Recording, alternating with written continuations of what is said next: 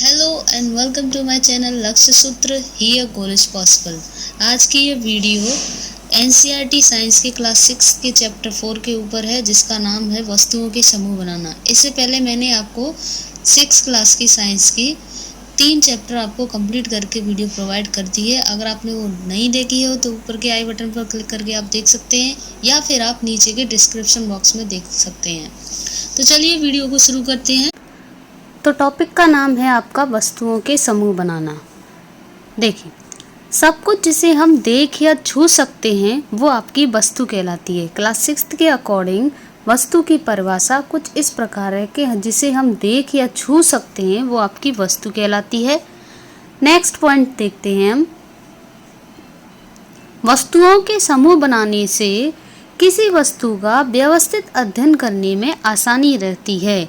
यदि हम वस्तुओं के समूह बना लेंगे तो उससे क्या है, किसी एक विशेष वस्तु से ही हम अन्य सभी वस्तुओं की विशेषता बता सकते हैं।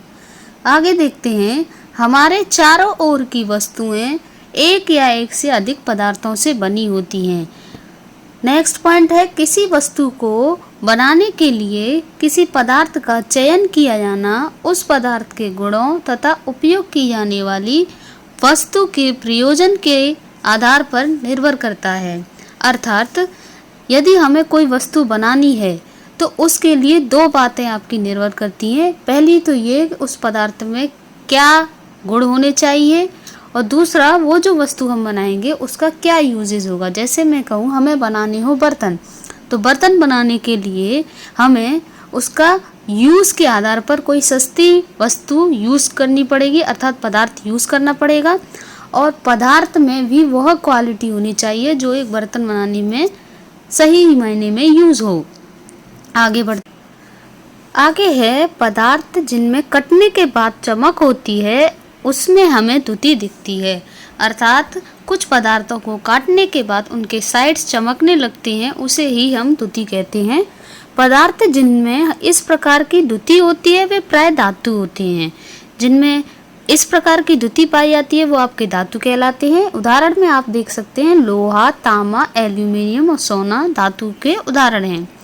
नेक्स्ट पॉइंट है हमारा, कुछ धातुएं बहुधा अपनी चमक खो देती हैं और द्युतिहीन हो और निष्प्रभ दिखाई देने लगती हैं। ऐसा उन पर वायु तथा नमी की अभिक्रियाओं के कारण होता है। अर्थात कुछ धातुओं में वायु और नमी के साथ अभिक्रिया करने के कारण उनकी जो द्युति होती है वो द्युतिहीन हो जाती है, जिसके कारण वो निष्प्रभ दिखाई देने लगती हैं। उदाहरण में आप लोहा देख सकते हैं। नेक्स्ट है, कुछ पदार्थों की सतह खुरदरी एवं कुछ की सतह चिकनी होती है। अर्थात कुछ पदार्थों की सतह जो है वो रफ होती है, खुरदरी होती है उनमें, और तथा कुछ पदार्थों की सतह जो है चिकनी होती है।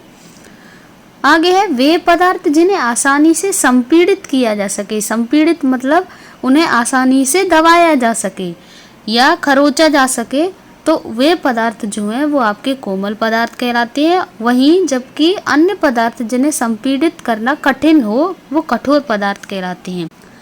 अगला पॉइंट है, नमक, चीनी जल में पूर्णतः लुप्त हो जाते हैं, लेकिन बालू बुरादा के साथ ऐसा नहीं होता है। अर्थात नमक और चीनी जो है वो आपके जल में लुप्त हो जाते हैं, मिल जाते हैं, घुल जाते हैं, लेकिन बालू जो बुरादा जो है वो आपका नहीं घुलते हैं।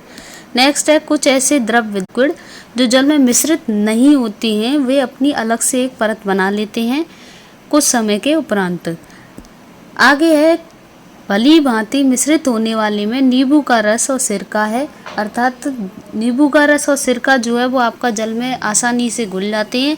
वहीं सरसों का तेल, नारियल का तेल, केरोसिन का तेल जो है वो मिश्रित नहीं होते, ये अपनी एक अलग से लेयर बना लेते हैं।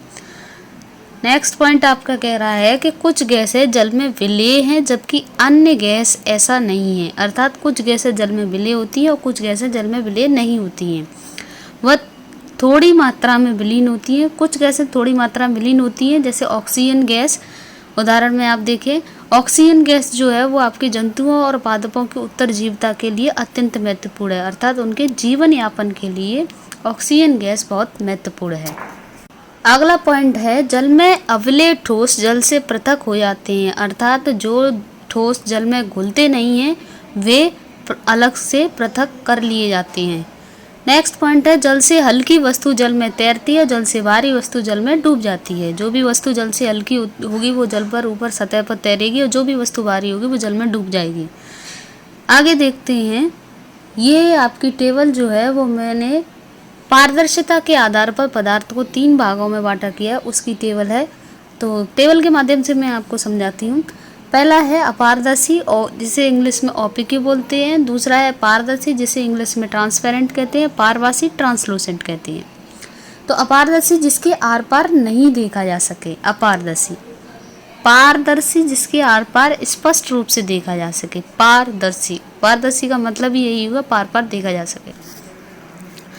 आगे है पारभासी। पारभासी का मतलब है स्पष्ट रूप से आर पार नहीं देखा जा सके, अर्थात थोड़ा थोड़ा जिसके देखा जा सके। अपारदर्शी का आप उदाहरण देख सकते हैं, धातु, लकड़ी, किताबें आदि हैं। इनके आर पार हम देख नहीं सकते हैं। वहीं कांच के आर पार हम देख सकते हैं, ये पारदर्शी के अंदर आता है। पारभासी में बटर पेपर और टिश्यू पेपर आते हैं, इनके आर पार हम देख सकते हैं लेकिन स्पष्ट रूप से नहीं देख सकते हैं। आगे देखते हैं, पॉइंट देखिए, द्युति में अर्थात चमकीला, रुच्छ रुच्छ अर्थात खुरदरा। कभी कभी पेपर में आपका ये चमकीला की बजाय द्युति में दे देगा, खुरदरा की बजाय आपको रुच्छ दे देगा, तो मैंने यहाँ पॉइंट के रूप में आपको लिख दिया है। नेक्स्ट पॉइंट देखिए, पदार्थों की उनके गुणों एवं समानताओं व भिन्नताओं के आधार पर समूहों में बांटा जा सकता है। अर्थात पदार्थों को उनके गुणों में समानता और भिन्नताओं के आधार पर भी हम उन्हें बांट सकते हैं। तो देखिए, भौतिक अवस्था के आधार पर पदार्थ जो है आपके 3 प्रकार के होती हैं। पहला जो है ठोस, दूसरा है आपका द्रव, तीसरा है गैस। तो अब इनकी क्वालिटी के ऊपर बात करते हैं। आकार। आकार में देखिए, ठोस का आकार जो है वो आपका निश्चित होता है, क्योंकि इनके कण जो है वो आपस में आसपास होते हैं, इसलिए इनका आकार एक निश्चित होता है। वहीं द्रव की बात करें तो द्रव का जो है आकार अनिश्चित होता है। इसे आप जिस भी बर्तन में रख देंगे वो उसी की शेप ले लेगा। जैसे आप अगर ग्लास में रखते हैं द्रव को, पानी को, तो वो ग्लास की शेप ले लेगा। अगर आपके किसी कटोरे में रखते हैं तो वो कटोरे की शेप ले लेगा। वहीं गैस का भी आकार आपका अनिश्चित होता है द्रव की तरह। आगे बात करते हैं आयतन की। तो आयतन में देखिए, आयतन में जो है वो आपका ठोस का आयतन आपका निश्चित होता है और द्रव का भी आयतन आपका निश्चित होता है, द्रव को भी। वहीं गैस जो है, गैस का आयतन जो है आपका अनिश्चित होता है, क्योंकि इसके अणु दूर दूर होते हैं। आगे बात करते हैं संपीड़ितता। संपीड़ितता में आपको देखिए, ठोस को हम संपीड़ित नहीं कर सकते, अर्थात इसे दबाया नहीं जा सकता। द्रव को हम कुछ क्षेत्र तक संपीड़ित कर सकते हैं और गैस को हम अधिक क्षेत्र तक संपीड़ित कर सकते हैं। पैकिंग की बात करें तो ठोस के कणों के बीच में दूरी कम होती है और द्रव के ठोस की तुलना में कुछ ज़्यादा होती है और गैस में जो है वो आपकी सबसे अधिक दूरी होती है। तो यहाँ पे हमारा चैप्टर 4 कंप्लीट होता है। तो thanks for watching this video. अगर आपको ये वीडियो अच्छी लगी हो तो प्लीज़ लाइक, शेयर, साथ ही आप चैनल को सब्सक्राइब जरूर करें। मैंने आपको पहले भी कहा है कि आपके एक सब्सक्राइब से हमें मोटिवेशन मिलती है आगे काम करने के लिए। अगर आपको मेरा काम फिर भी पसंद आता है तो इसको शेयर भी अवश्य करें अपने फ्रेंड सर्कल के साथ जिनको भी एनसीईआरटी साइंस की आवश्यकता हो।